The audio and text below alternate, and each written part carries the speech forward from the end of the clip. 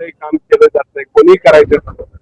शेवटी बघा, रस्त्यावर येईल त्याच्यावर गुन्हा दाखल होईल, गाडी अडवेल त्याच्यावर गुन्हा दाखल होईल. त्या आंदोलनासाठीच कराल ना, तर नुसतं श्रेय घ्यायचंय म्हणून काम करायचं असं नाही.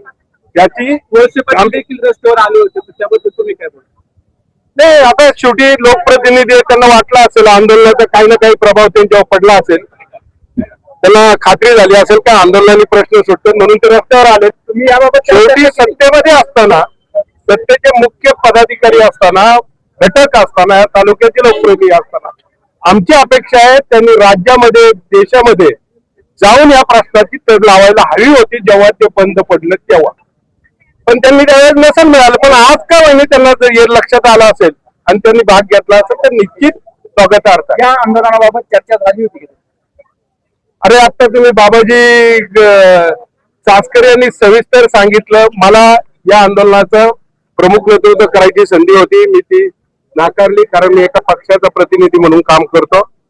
आम्ही अशा लोकांना संधी द्या का जी कोणत्याही पक्षाला पक्षाचे प्रतिनिधी म्हणून नाही, ते काम करतायत.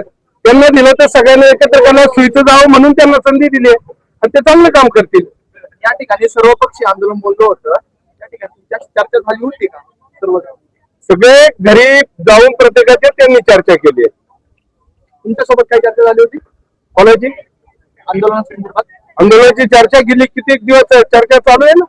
याचा कॉर्डिनेटर जो आहे, मुख्य कॉर्डिनेटर स्वतः बाबाजी, जेव्हा त्यांनी आंदोलनाची तयारी चालवली होती त्यांच्याकडे जाऊन याच्यावर चर्चा केलेली आपण एकत्र करू. भविष्यात तुमचं जर या आंदोलन आता झालेलं आहे आणि भविष्यात जर या प्रश्नावर मार्गी लावण्यासाठी काय काय प्रयत्न करायला काही करावं लागलं तरी आमचा प्रयत्न असा राहील का ही रेल्वे झाली पाहिजे आणि ह्याच भागातून गेली पाहिजे. त्याच्यासाठी ही जनता संपूर्ण रस्त्यावर उतरायला तयार आहे आणि त्यांचे प्रतिनिधी म्हणून आम्ही नेतृत्व करायला तयार आहे.